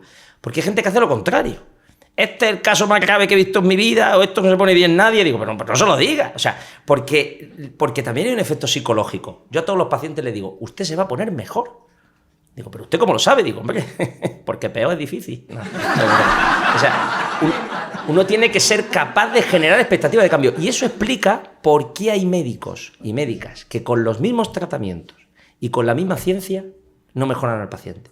Por eso creo que la inteligencia artificial nunca va a sustituir a la medicina. Porque la inteligencia artificial será perfecta para decirnos si es el 25 miligramos o es el fármaco A o el fármaco B. En eso vamos a mejorar mucho. Pero la otra parte, que es cómo uno engloba a esa ciencia, creo que eso es muy humano y tiene que ver con una serie de mecanismos psicológicos que tiene que ser capaz de dominar. Te iba a preguntar, porque tú eres especialista en terapia de pareja, pero es que es un tema tan grande que me gustaría hacer un podcast contigo solo de eso, porque es un temazo de relaciones de pareja. Pero esto te pasará constantemente en la consulta, ¿no? ¿Te vienen parejas a verte? Bueno, yo creo que al final, si uno lo piensa, ¿no? Las personas que estén casadas o que vivan en pareja, al final la otra persona, el otro persona, pues es el gran punto de apoyo para bien y para mal que uno tiene en su vida, sobre todo si está enamorado. Además, el amor tiene una cosa muy fuerte, que es esa sensación de vulnerabilidad y de que cuando uno encuentra a la otra persona, se coge las canciones de amor, ¿no? Mi vida no tiene sentido sin ti, ¿no? O sea, que tú me le das sentido a mi vida, ¿no? Y esa es la parte más romántica. Entonces, claro, cuando eso empieza a ir mal, que suele empezar a ir mal, normalmente, si uno se casa los 2-3 días después de salir de la iglesia, ¿no? Entonces, es decir, porque la vida es conflictiva, ¿no? Entonces, cuando eso empieza a ir mal porque hay cosas que no cuadran, es cuando uno tiene que ver qué herramientas tiene para solucionarlo. Y vivimos, por desgracia, en un mundo donde tenemos pocas estrategias para poder entender al otro, comprender al otro, disculpar al otro. Sobre todo cuando baja la espuma del amor y uno ya ve al otro como es, no como uno... Un ejemplo clásico que es el de la princesa que le da besos a las ranas. Yo siempre te lo cuento, en vez de rana, como no pronuncio la R, diré sapo. Y entonces la princesa, el otro día me dijo un biólogo, una rana y un sapo no es lo mismo. Y digo, vale, tómate la medicación. Y entonces el anfibio, que es un bicho verde, baboso y asqueroso, cuando la princesa le da el beso, se transforma en el príncipe azul. ¿Cuál es la lectura psicoanalítica del cuento? Que el amor transforma al objeto amado. Cuando yo amo a alguien, no veo una rana, veo un príncipe. Esto lo hemos visto todos. Este día tendría una madre que tiene un hijo en la cárcel. Ha estado 2 veces en la cárcel por robo con intimidación. Y entonces me decía la madre, hombre, doctor, yo reconozco que mi hijo tiene un prontillo muy malo. La madre siempre disculpa. ¿Por qué? Porque él quiere a su hijo. Y eso explica por qué cuando amamos a alguien, la otra persona no lo entiende. Y el amor tiene una parte inconsciente.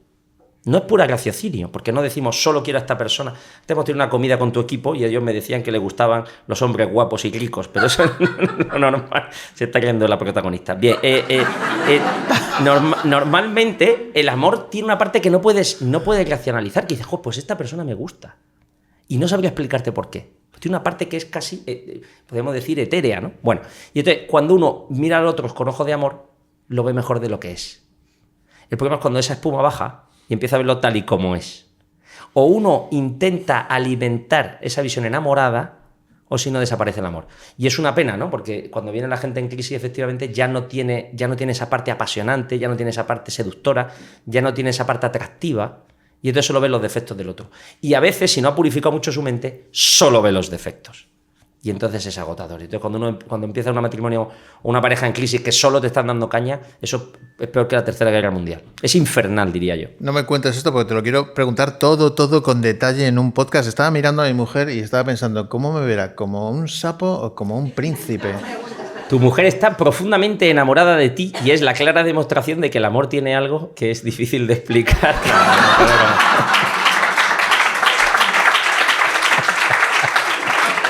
No, hombre, que no more, que tú estás buenísimo. Y además está forrado, las dos cosas. Hay un tema hay una amiga mía que me ha dicho hoy una cosa que me ha encantado. ¿Sí? Me ha dicho, mi marido, si le tapas la cara, es muy guapo. Me ha parecido fantástico.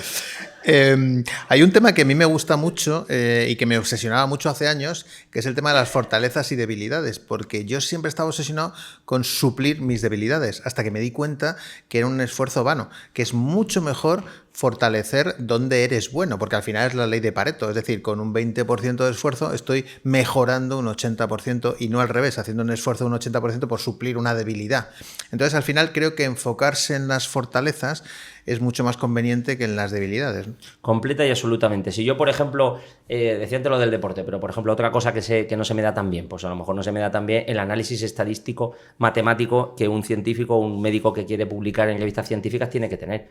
Bueno, pues puedo hacer 23 cursos de estadística y aprenderme cómo se hace una regresión logística y un análisis multivariante que es muy complejo, o puedo pagarle a una persona para que haga esa parte del trabajo buscando una beca y yo dedicarme a algo que sí que se me da muy, muy bien y que esa persona que hace el análisis estadístico se le da muy, muy mal, que es expandir el conocimiento. Que una vez que ese artículo científico esté publicado, y tú de esto sabes mucho, eso hay que explicarlo. Hay que explicar los resultados, hay que explicar cómo funciona un fármaco o una técnica o lo que sea. Y es alucinante la cantidad de gente que sabe mucho de algo, pero que no tiene ni la más remota idea de cómo expresarlo. Y al revés. Entonces, efectivamente, deja de luchar por algo que es una parte que no sabes hacer bien, externalízala, búscala y apóyate en lo que sí que haces bien. Porque vas a favor del viento, no estás todo el rato luchando. A mí, el otro día fui a dar una conferencia a Jerez, me recogió un amigo mío del colegio, me recogió en el aeropuerto, le llamé, y entonces digo, ¿qué plan tiene? Y digo, pues mira, tengo ahora una conferencia para una inmobiliaria y luego por la tarde voy a ir a una fundación y luego voy a un colegio. Y me decía, lo que tú haces, yo no lo haría ni por todo el oro del mundo, porque solo pensarlo me entra una angustia tremenda. Y yo pensaba, bueno, yo esto no lo hago porque me genere angustia, es que si me genera angustia no lo haría. Yo lo hago porque me gusta, y a ti te pasará igual, ¿no? Cuando uno hace esto, lo hacemos porque también nos gusta, y nos gusta el público y la risa, porque somos unos narcisistas y nos gusta pues el sentir el calor del público, y eso está bien. Y a otras personas la exposición en público es infernal, les produce una angustia, una ansiedad, y digo, bueno, pues perfecto, piensa qué otras cosas puedes hacer bien. Entonces, totalmente de acuerdo que lo importante es apoyarte en tus fortalezas. Cuando uno tiene poco autoestima y se quiere poco, piensa que no tiene ninguna fortaleza, y todo el mundo tiene fortaleza. Claro, es que tengo tantos temas contigo que me parece todo Invítame fantástico. otra vez, hombre. Sí, no, te voy a invitar otra vez, pero me gustaría hablar, aunque sea de soslayo, el tema de la adaptación, ¿no? Hay una cosa que me hace mucha gracia cuando yo voy a empresas, de repente hay una fusión hispano-alemana o hispano-portuguesa. Entonces siempre me hace mucha gracia cuando dicen los españoles, es que nos hemos fusionado con los portugueses y es que los portugueses no se adaptan. Y yo siempre digo, ¿pero no se adaptan a quién? A ti. Y me dicen, ¿y eso? Digo, no, es que los portugueses piensan lo mismo de ti. Te quiero decir que la vida no es tu ombligo. Tienes que ser empático, pensar en la otra persona. La adaptación parte de la base de que tú al final tienes que tener una visión más amplia y pensar que tú también te tienes que adaptar a los demás, ¿no? Esto te pasará constantemente, ¿no? Y sobre todo que uno tiene que adaptarse a las circunstancias negativas. Hay gente que me dice, doctor, yo si mi mujer está bien, mi marido está bien, y tengo dinero, y tengo empleo, y mis hijos sacan buenas notas, y estoy bien de salud, estoy contento. Digo, me lo te jodes hasta encima mal. Pero eso cuando pasa. O sea, lo difícil es cuando las cosas van mal. Entonces, por eso es tan importante hacerse del atleti, porque la vida es un fracaso, y entonces lo aceptas y así. Y no lo digo de broma, es decir, que uno tiene la capacidad de adaptación porque ha tenido frustraciones previas y porque se ha dado cuenta de qué tiene que poner encima de la mesa ante esas situaciones dolorosas. Claro, en este mundo de redes sociales donde nadie sufre nada, donde todos los matrimonios son perfectos, donde todos los hijos son guapísimos y donde todo el mundo está depilado, pues explícame qué hago yo con un marido peloso. Pues ese es el problema. ¿Qué hago yo con algo de mi vida que no me gusta? Y todo el mundo tiene una china en el zapato. Todo el mundo tiene un trauma, todo el mundo tiene una dificultad, todo el mundo tiene una enfermedad, todo el mundo tiene un familiar que lo está pasando mal o lo que sea. Entonces, ¿cómo te adaptas a eso? Pues, oye, vamos a ponerlo encima de la mesa. ¿Qué herramientas tenemos? Y fíjate, para mí lo más interesante, yo que soy médico y estoy todo el día con gente que sufre, es darme cuenta de que ese dolor tiene sentido. Yo suelo estar con alumnos de medicina, hoy en día son casi todas mujeres, se ha feminizado mucho el mundo de la medicina y son alumnas muy brillantes y suelo tenerlas a mi lado. Y estoy viendo pacientes, por ejemplo, con esquizofrenia paranoide, con trastorno bipolar, con depresiones psicóticas, pacientes con unas enfermedades muy graves. Y entonces los alumnos me dicen, ¿puedo hablar con el paciente? Digo, puedes hablar con el paciente, habla tu idioma. Y entonces le dicen cosas del tipo, tú lo que tienes que hacer es poner de tu parte. Y tú no te preocupes porque al final del túnel siempre hay luz. y tienes que creer más en ti mismo. Entonces el paciente me mira diciendo, si estos son los listos, ¿cómo serán los tontos? O sea, el paciente tiene una esquizofrenia paranoide, no va a salir todo muy bien. Porque el paciente además no quiere eso. No quiere que le des una especie de consejo enlatado simplista. El paciente lo que quiere es que le entiendas, que le comprendas, que le ayudes, que le consueles, que le sobrelleves, que le soportes, que le escuches su queja, que le acompañes en las crisis, que le busques soluciones. Eso es adaptarse. Coño, adáptate a vivir con una esquizofrenia, adáptate a vivir con una depresión severa. Y entonces te das cuenta, y eso es lo que me enseñan los pacientes con enfermedad mental, que son personas muy tolerantes. Porque solo puedes tolerar el defecto, la enfermedad o el problema de los demás si lo has vivido en tus carnes. Entonces un mundo de gente perfecta que hace todo perfecto es un mundo de gente insoportable. El pijo forrado suele ser el más quejica. No hay de más triste que esa mirada vacía de Vinicius. Entonces, claro, esto de Copa de Europa. Bueno, muy bien, pero es que la vida no ganas siempre Copa de Europa. A mí me encanta, por ejemplo, me meto con el Atleti, me gusta mucho el Atleti, pero el Betis, ¿no? Que están todos flipados para la Conference League. Que viste tú eso para qué vale, pero da igual, están todos flipados con la Conference League. Bueno, pues ¿por qué? Porque el equipo va más allá, es decir, estoy acostumbrado a años de sufrimiento. Entonces, el dolor forma parte de la vida. El amor se representa como una rosa que pincha. Y la gente tiene mucho miedo a pincharse. La vida, la madurez te demuestra que pincharse es bueno. Porque cuando te pinchas, la vida tiene mucho más sentido. Es que has pasado esta idea de largo, lo has dicho muy rápido, pero yo siempre lo digo en las entrevistas, que la vida es del Atlético de Madrid. Y lo digo además muy serio, fuera del chiste, porque lo normal no es ganar una Champions. Y yo siempre digo, claro que me gustaría tener 15 Champions, nos ha fastidiado.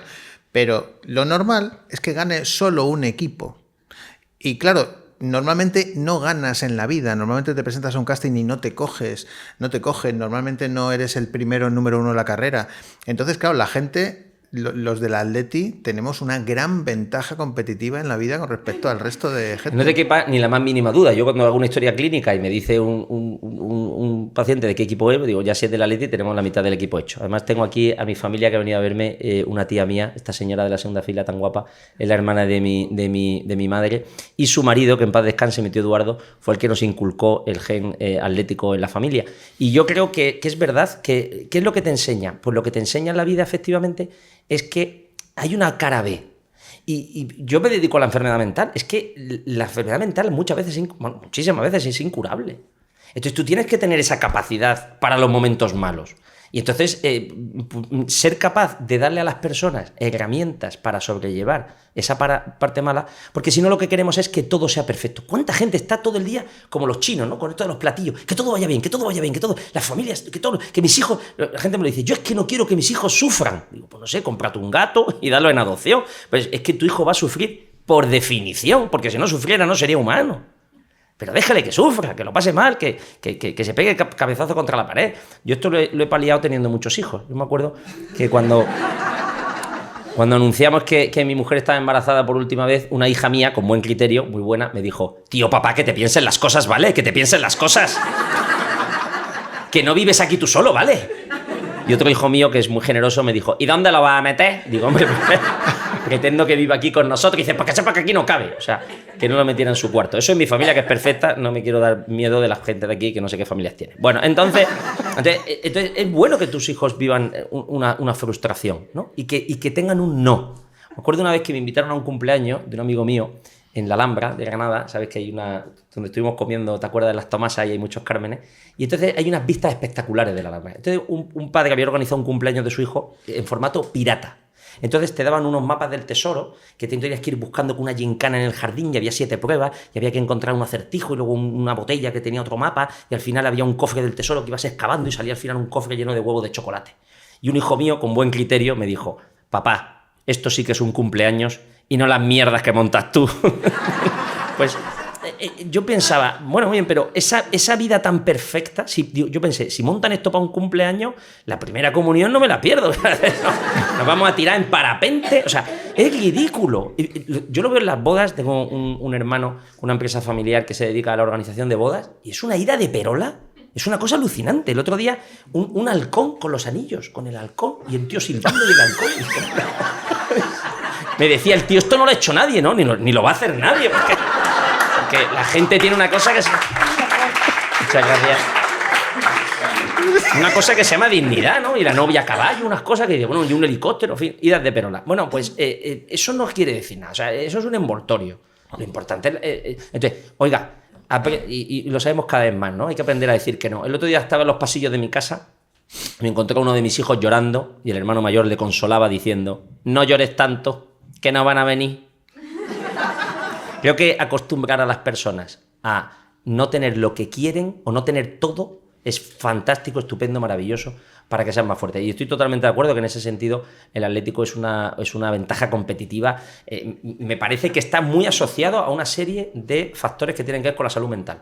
Resiliencia, mucha tolerancia a la frustración, capacidad de adaptación, capacidad para el cambio, capacidad de esfuerzo, luchar contra una serie de competidores que son mejores que tú, en todos los sentidos.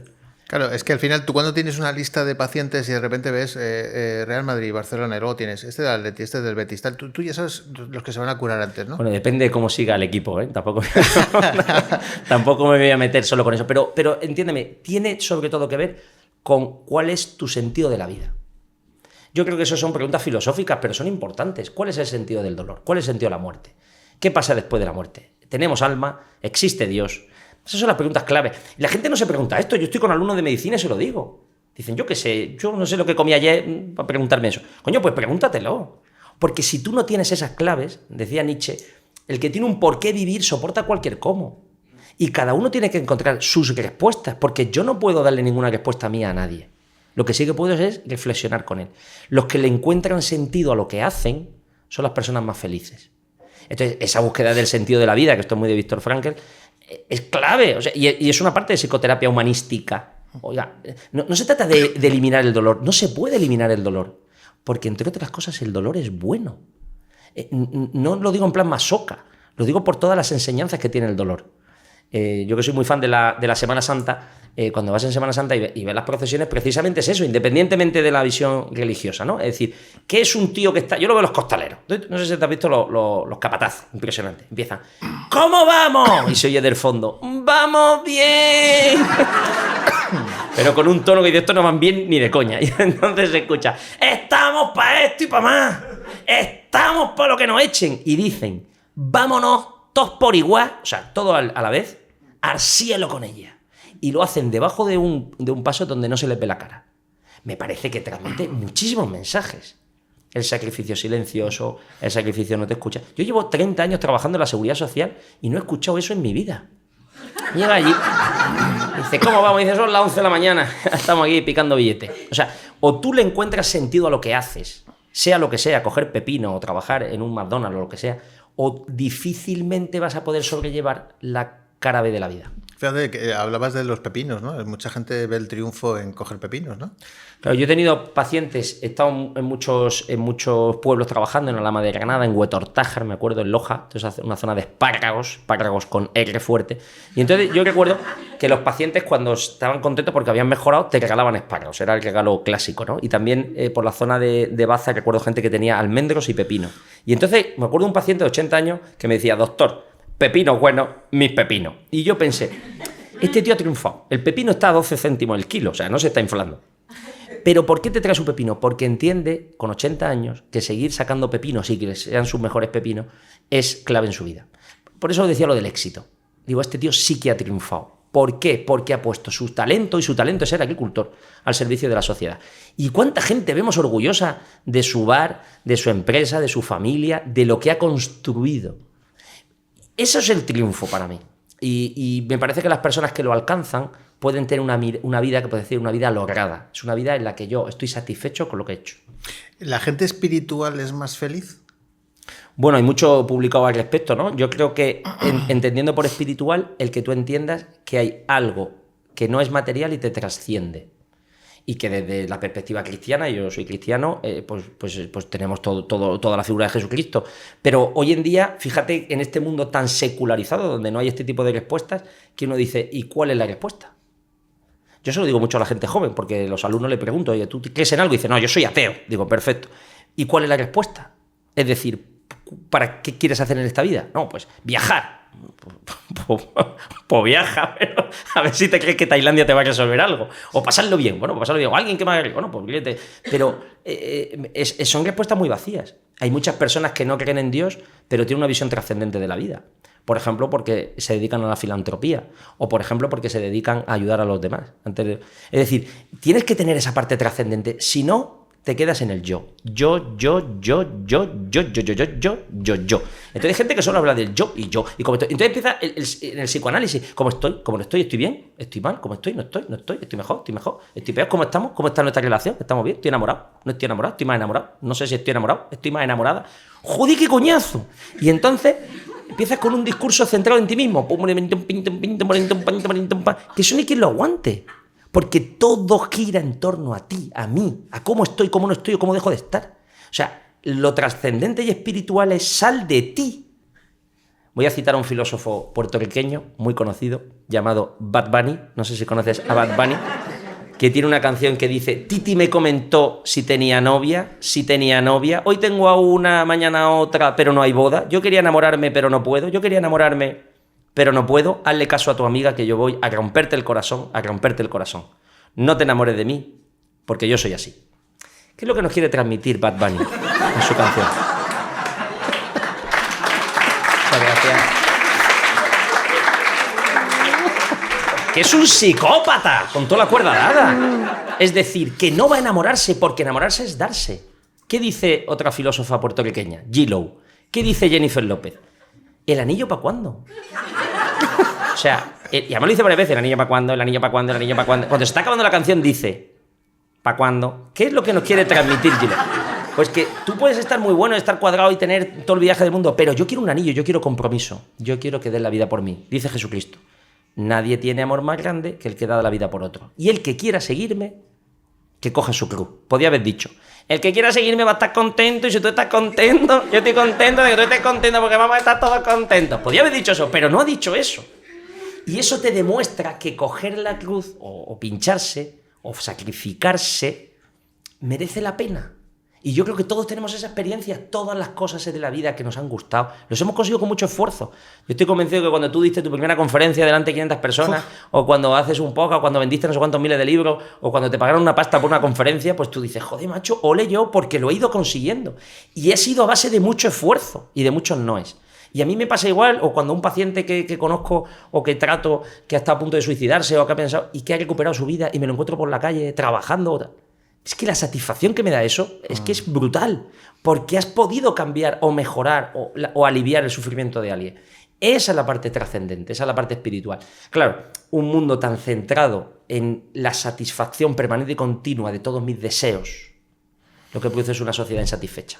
Fíjate, yo le digo a la gente que cuando están mal, cambien su marco de referencia, que piensen en gente que está peor que ellos y sobre todo que ayuden a los demás. Mira, están aquí mis padres y mis padres llevan toda la vida ayudando a los demás. Yo creo que eso lo hemos mamado en casa, lo de ayudar a los demás. Y creo que cuando la gente utiliza la solidaridad y ayuda a los demás, su vida cambia mejor de inmediato. Básicamente porque también cambian ese marco de referencia y dejan de pensar en el yo y empiezan a darse a los demás, ¿no? Yo creo que todas las personas que han tenido algún tipo de experiencia, todo el mundo te dice lo mismo. Yo soy un gran fan de África. Mi hija estuvo en África el año pasado con una ONG en Mombasa y él ha cambiado, ha madurado muchísimo, y lo que me decía era eso: joder, todo el mundo te dice lo mismo.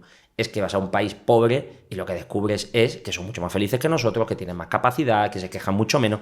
Yo pongo el ejemplo de las pateras. La gente viene aquí en patera a Motril o a las costas granadinas muriendo en el estrecho y los africanos no vienen quejándose. No vienen diciendo: oye, ¿cuánto? No vienen así, diciendo: coño, un bocata chope, muchas gracias. ¿Por qué? Porque han sufrido mucho. O sea, el sufrimiento te enseña cosas. Repito, no es que uno tenga que buscarlo, si es inherente al hecho de existir, pero dale un sentido. Y entonces, cuando le das un sentido, pues las cosas duelen menos, pinchan menos. Yo creo que querer negar la parte dolorosa de la vida en una huida hacia adelante, materialista, de búsqueda o de continuos deseos, ¿no? Del deseo sexual, del deseo gastronómico, del deseo de poseer, del deseo de mandar, del deseo de poder, del deseo de satisfacción, es que produce una tristeza tremenda. Vamos a poner 40 ejemplos de gente que sale en Netflix y que ha triunfado en la vida y que tiene mucho dinero y qué tal, y luego son carne de cañón para tener una vida profundamente insatisfecha. Entonces, Totalmente de acuerdo. El remedio de los remedios, sal de ti mismo, abre los ojos, preocúpate de otros. Intenta aliviar el sufrimiento de otros. Yo creo que eso es también algo que, como tú señalas, se ve en la familia, ¿no? En la familia es donde uno puede coger ese... Yo, desde luego, en mi familia me lo han inculcado a fuego, ¿no? Que todo lo que uno tiene, en el fondo, tiene que ponerlo a servicio de los demás. Estamos llegando al final. ¿Te ha gustado el auditorio este de Avante que tenemos? Me ha flipado. Ya me voy a venir aquí todas las tardes. Me ha encantado. La verdad Darle es que... las gracias a los de Avante, por supuesto. Además, he estado hablando con algunos de sus directivos y muy majos. Voy a intentar que me fichen para unas conferencias que dan. More, soy así. Seguro que sí. Último tema que quiero tocar contigo, porque yo estaría hablando contigo toda la vida, pero el tema de la purificación del pensamiento, que es un temazo también. Bueno, lo decíamos antes, ¿no? Es decir, podríamos dar la vuelta a ese refrán que decíamos, piensa mal y acertarás, pues podríamos decir al contrario, piensa bien y de alguna manera tu pensamiento se purificará. Hay personas que se regodean en recordar el mal o en tener recuerdos sobre su pasado que les hacen sufrir. Y ahí tú no tienes que saber que la misma región del cerebro donde está la memoria es donde está la imaginación. Entonces a lo mejor recuerdas cosas que nunca pasaron. Voy a poner un ejemplo. El otro día, en estas navidades, iba yo hacia Sierra Nevada, a nosotros nos gusta mucho esquiar, y le decía a una hija mía, digo, ¿qué es lo que más te gusta de la Navidad? Dice, papá, lo que más me gusta de la Navidad es cuando empieza a nevar, y a nevar, y a nevar, y bajamos toda la familia, y hacemos muñecos de nieve, y hacemos bolas gigantes, y le ponemos una zanahoria aquí, y le ponemos aquí. Y digo, ¿nevar? ¿En Granada? ¿Cuándo ha nevado en Granada si no hemos hecho muñecos de nieve nunca? Y dice, sí, papá, sí, hemos hecho muchos muñecos de nieve. ¿Tú no te acuerdas? Digo, esta ha visto tantas veces Frozen que se le ha atrofiado el cerebro. Bueno, pues es un recuerdo inventado, pero es que así hay muchos recuerdos inventados. Y de la misma forma hay recuerdos inventados hacia el mal. Me acuerdo perfectamente que mis padres nunca jamás fueron a verme a ningún partido de fútbol, y además me acuerdo que... Y hay gente que se regodea en recordar el mal. Recuerdo una familia que atendí que habían tenido un conflicto, típico conflicto de familia de herencia con los hijos, y entonces lo habían pasado mal. Y dice, lo hemos escrito todo, doctor, en unos folios, todo lo que nos han hecho nuestros hijos, y cuando va pasando el tiempo y vemos que se nos olvida, lo releemos para acordarnos del daño que nos han hecho. Digo, bueno, esto ya es como enchufar el móvil para el mal. Bueno, pues esto nos pasa. Hay gente que se junta solo para hablar del mal. Entonces, ¿cómo puedes purificar tu pensamiento? Habla bien de la gente. Lo decías tú antes. Habla bien de la gente. Habla bien de tus circunstancias. Recuerda las cosas buenas, aunque sean inventadas. ¿Qué es lo bueno de un viaje? Pues que luego estás todo el año diciéndole a tus hijos, ¿acordáis cuando estuvimos en Marbella y fuimos y cogimos y pasó y te ríes y te inventa una historia que la has contado tantas veces que ya es mentira, ya es una anécdota que te has inventado? Y eso recuerda o hace que tu familia tenga recuerdos buenos. Y entonces, claro, hay familias que lo que hacen es al contrario, ¿no? Llega la Navidad y meten al niño más pequeño, le meten en una habitación y dice, te vamos a contar cuando la tía Marta se quedó con la mitad de los olivos porque se conchavó con el notario. Y te cuentan una historia y la niña allí flipa, papá, ¿pero qué pasó? Que se casó de penalti. ¿Pero qué es eso? Ay, no sabes lo que es casarse, te voy a contar. Y entonces te cuenta unas mierdas que le atrofia el cerebro a la niña.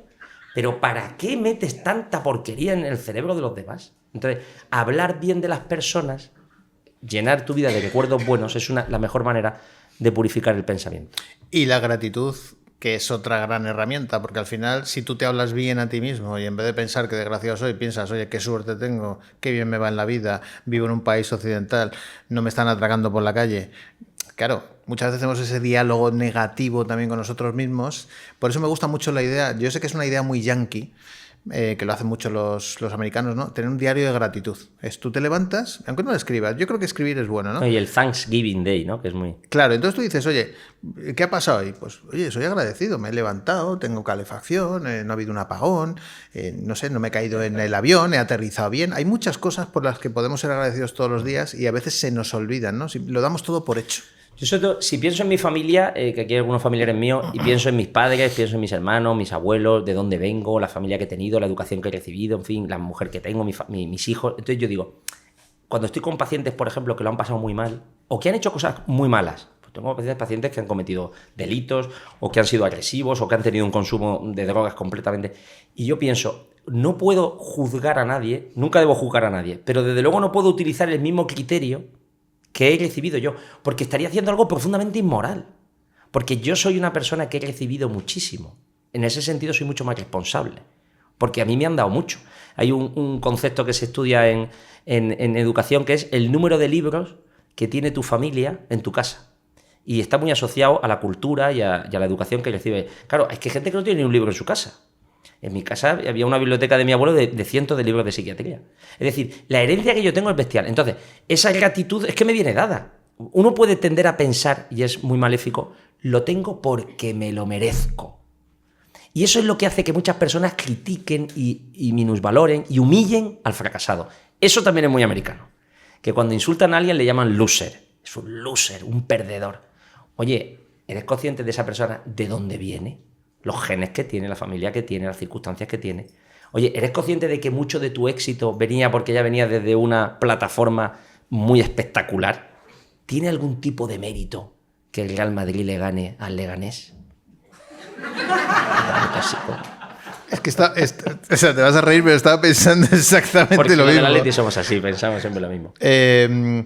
Una última pregunta que quizás sea un poco peliaguda. Yo sé que el otro día tuvisteis una reunión de psiquiatras y hubo gente que se manifestó porque os acusan de que medicáis muchas veces de una manera impune a los pacientes, ¿no? Y el otro día te lo pregunté.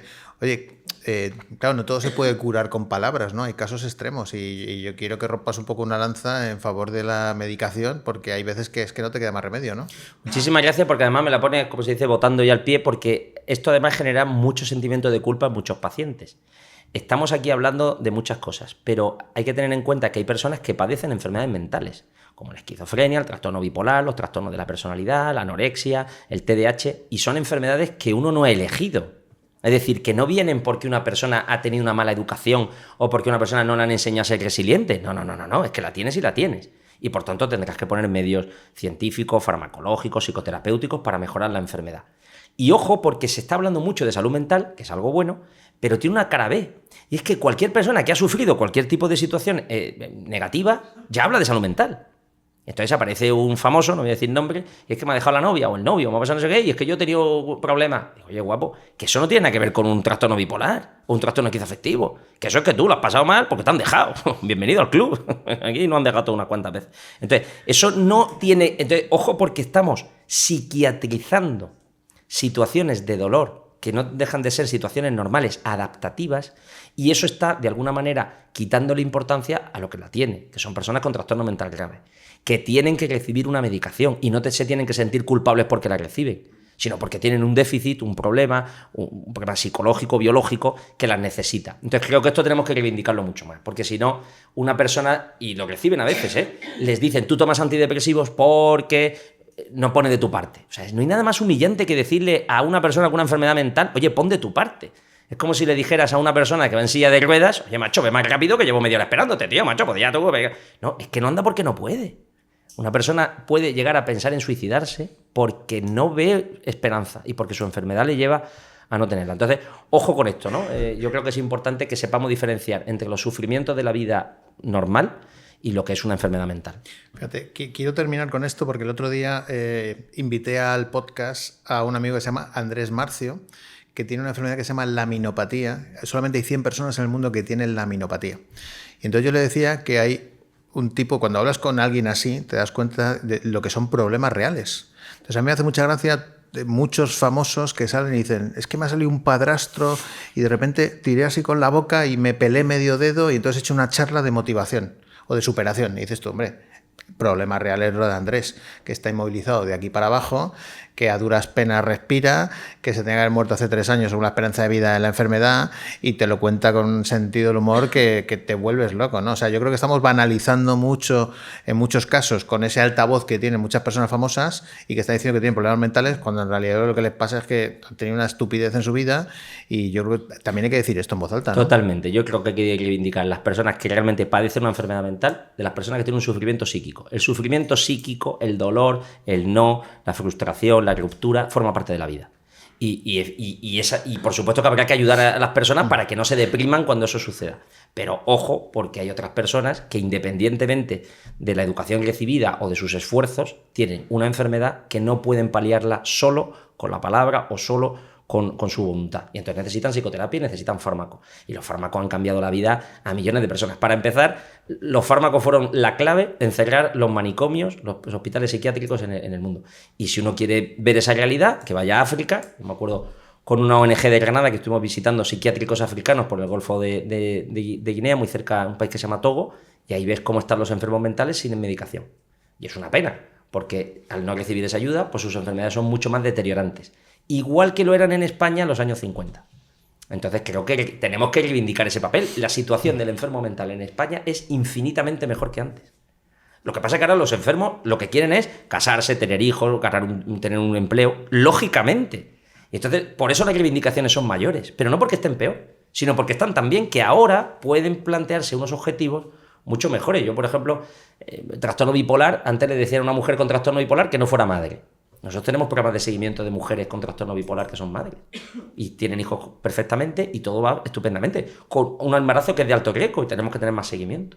Entonces, ese es el papel que yo creo que hay que poner encima de la mesa. Cómo conseguir que los enfermos mentales, a pesar de su enfermedad, lleven una vida lo más plena posible. Última pregunta, ¿cómo has visto lo de Melody en Eurovisión? Bueno, estaba convencido de que me ibas a hacer esta pregunta y a mí me parece que por contrato me han dicho que no puedo hablar de política. Luis, ha sido un auténtico placer. Os recomiendo, antes de darle un fuerte aplauso, que os hagáis una foto con él, porque este señor se va a hacer muy famoso y os vais a arrepentir de no haberos hecho la foto con él.